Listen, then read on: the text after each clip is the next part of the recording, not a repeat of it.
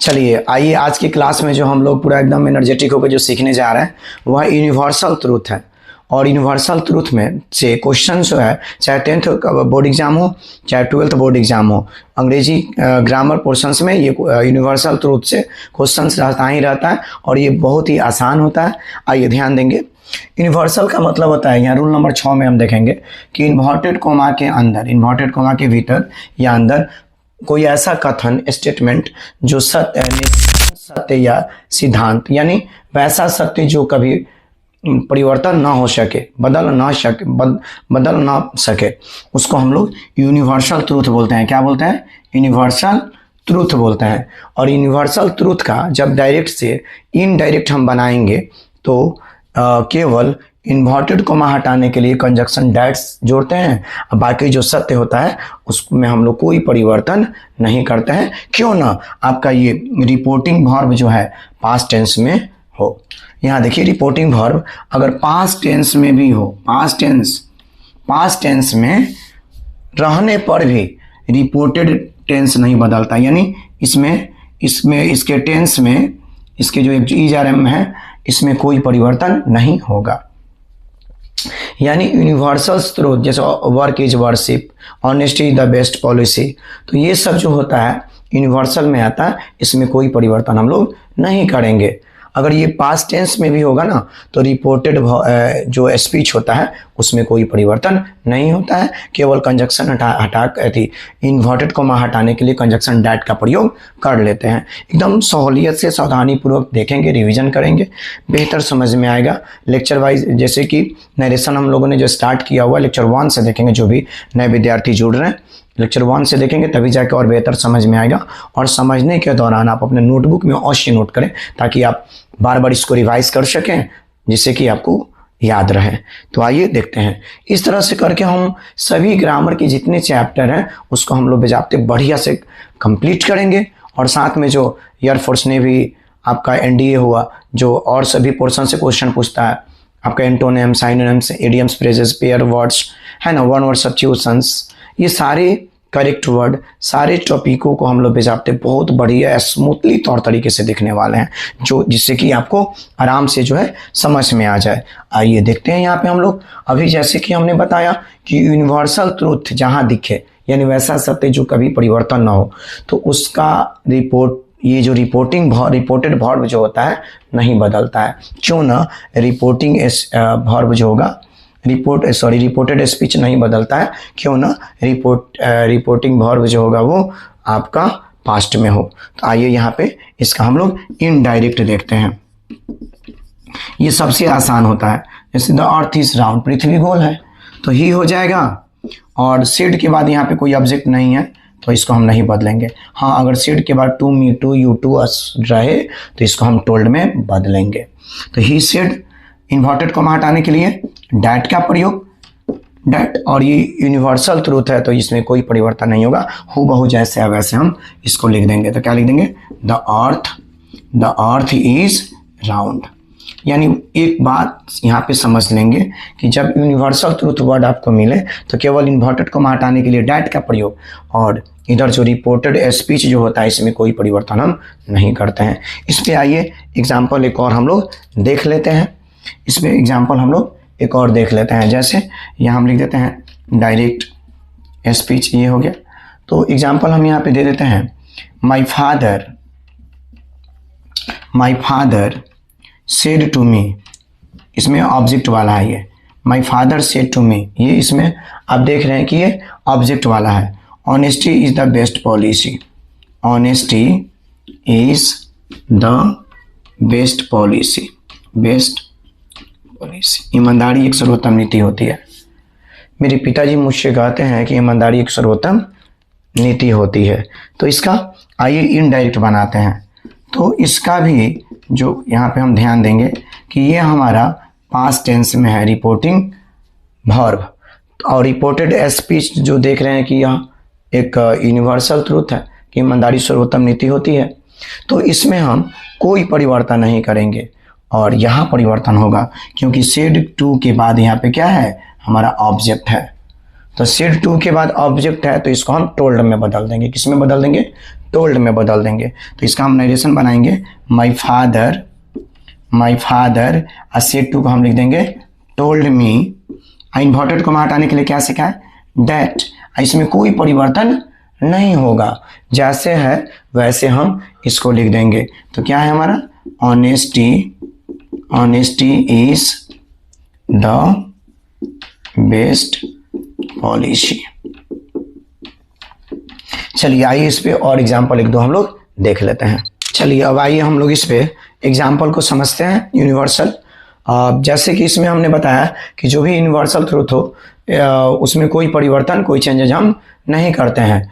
तो हमारा यहाँ पे है ही सेड, तो हम क्या लिखेंगे, ही सेड। और उसके बाद इन्वर्टेड को हटाने के लिए किसका प्रयोग करेंगे, डैट। और क्या है हमारा, वर्क इज वर्शिप, कर्म में क्या है, पूजा है।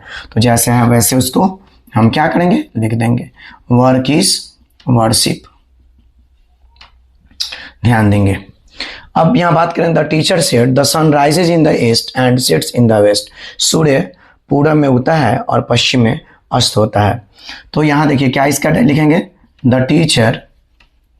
टीचर सेड को हम, सेड के बाद ऑब्जेक्ट नहीं है तो सेड रहेगा, और इन्वर्टेड को हटाने के लिए डैट, और उसके बाद जैसे है वैसे लिख देंगे, the sun rises in the east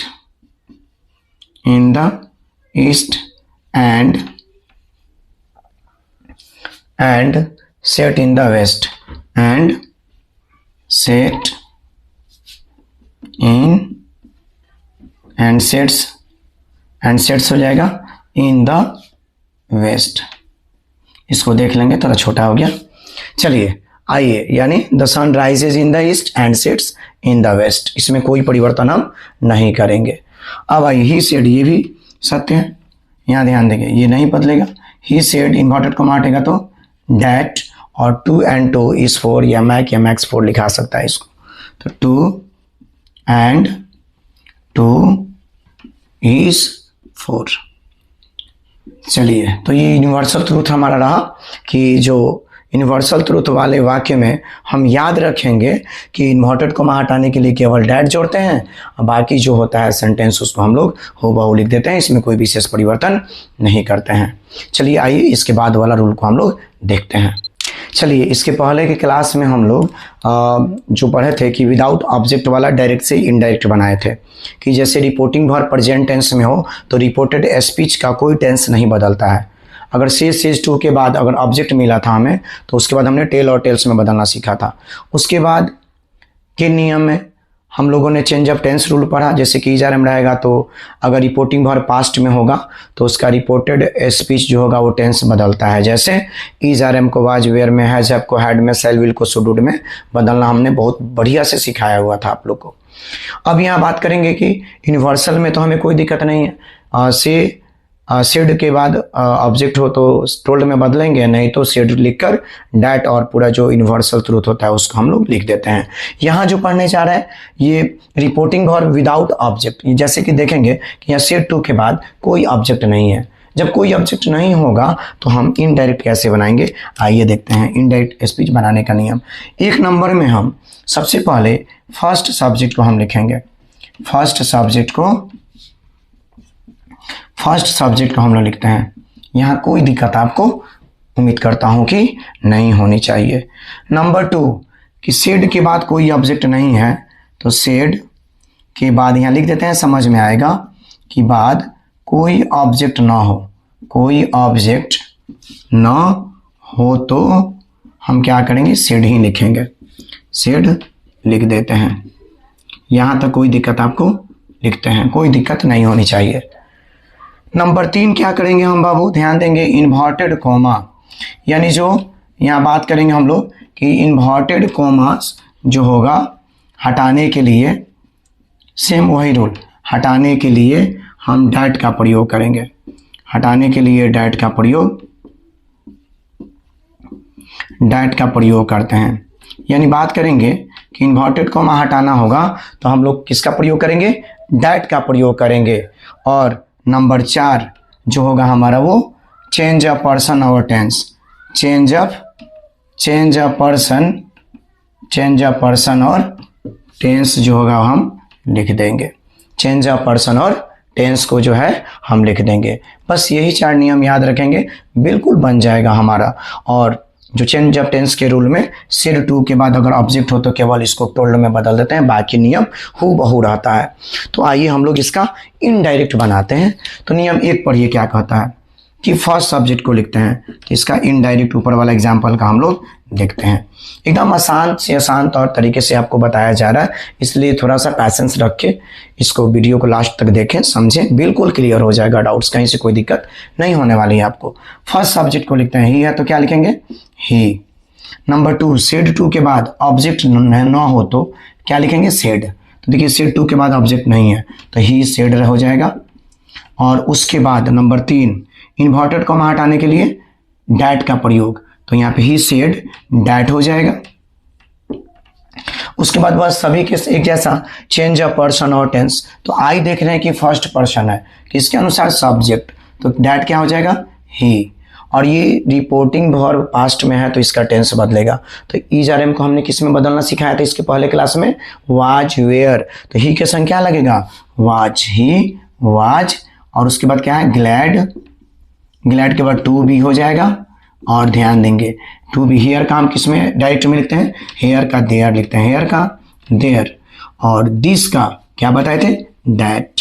और उसके बाद क्या है मॉर्निंग, तो हम यहाँ पे मॉर्निंग लिख देंगे। हमारा ये डायरेक्ट से इनडायरेक्ट स्पीच जो है कंप्लीट हो गया। तो बिना ऑब्जेक्ट वाला में अगर ये सब याद नहीं भी आपको होता है ना, तो बस इतना सा बात याद रखिएगा कि सिड के बाद अगर ऑब्जेक्ट ना हो तो सिड का सिड ही लिखते हैं। जैसे देखिए ही सिड है तो सिड लिख दिए, इन्वर्टेड को हटाने के लिए डैट लिख दिए। फिर चेंज ऑफ पर्सन टेंस, हर एक के रूल्स में आप ये करते आए हैं। तो क्या बोलते हैं चेंज ऑफ टेंस के रूल में आई है तो फर्स्ट पर्सन सब्जेक्ट तो ही है तो ही लिख दिए। Is are am was were में बदल गया, glad to be glad to be. Here का डायरेक्ट में हम देयर लिखते हैं, दिस का डैट लिखते हैं, मॉर्निंग। आइए इस पे 1-2 एग्जाम्पल हम लोग देख लेते हैं। चलिए अभी हमने हम लोग सीख रहे थे कि सेड के बाद अगर ऑब्जेक्ट ना हो तो हम सेड को सेड ही लिखते हैं। और इस पे एग्जाम्पल हम लोग देखते हैं, सेड का सेड ही रहेगा और इन्वर्टेड को हटाने के लिए डैट का प्रयोग और चेंज ऑफ पर्सन और टेंस के अनुसार हम लोग बना लेंगे। तो इसका इनडायरेक्ट देखते हैं, ही है तो क्या लिखेंगे ही हम लिख देंगे। और सेड है तो सेड के बाद ऑब्जेक्ट नहीं है तो सेड होगा। और इन्वर्टेड को हटाने के लिए हम लोग डैट का प्रयोग करेंगे। आई फर्स्ट पर्सन सब्जेक्ट के अनुसार तो ही हो जाएगा। आई के संग एम लगा है तो ये जो होता है ये रिपोर्टिंग वर्ब पास्ट टेंस में हो तो इसका टेंस जो है वो बदल जाता है। तो इज आर एम किस में बदलेगा वाज वेयर में, तो ही के संग क्या लगेगा वाज।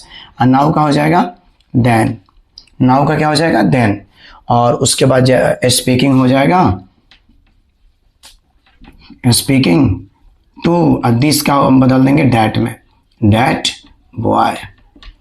एग्जाम्पल नंबर 3, तो ही है तो क्या लिखेंगे ही। और ये सेड है तो सेड, इसके बाद ऑब्जेक्ट नहीं है तो इसके लिए हम क्या लिखेंगे इन्वर्टेड को हटाने के लिए डैट। और आई फर्स्ट पर्सन सब्जेक्ट के अनुसार तो ही हो जाएगा। और ही के संग हमारा विल का क्या हो जाएगा वुड हो जाएगा। और उसके बाद डू ईट, और टुमारो का हम लिख देंगे द नेक्स्ट डे। चलिए आई के संग शैल या विल दोनों प्रयोग होता है तो इसमें यहाँ से कोई दिक्कत नहीं है। अब यही है तो ही, सेड टू के बाद ऑब्जेक्ट नहीं, सेड के बाद ऑब्जेक्ट नहीं है तो सेड ही हो जाएगा। और इन्वर्टेड को हटाने के लिए हम लोग डैट का प्रयोग करेंगे। यू सेकंड पर्सन ऑब्जेक्ट के अनुसार, तो इसमें ऑब्जेक्ट नहीं है तो यू का यू रह जाएगा और हैव बदल जाएगा हैड में डू। और दिस का हो जाएगा डैट और उसके बाद हमारा वर्क हो जाएगा। तो इस प्रकार इस जो विदाउट ऑब्जेक्ट वाला है तो इसका जब डायरेक्ट से इनडायरेक्ट हम बनाएंगे तो सेड का सेड ही रह जाएगा। और इन्वर्टेड को हटाने के लिए डैट का प्रयोग, फिर चेंज ऑफ पर्सन और टेंस आराम से हम कर लेंगे, हमारा डायरेक्ट से इनडायरेक्ट बदल जाएगा। और इस वीडियो को ज़्यादा से ज़्यादा शेयर करें और अपने दोस्तों के पास ताकि उन तक भी ये क्लास जो है पहुंच सके। और इसमें आप लोग अभी तक जो है रूल नंबर 7 तक सीख लिए। अब इसके बाद हम लोग यस नो क्वेश्चन जो है अगले क्लास में हम लोग स्टार्ट करने वाले हैं। चलिए धन्यवाद।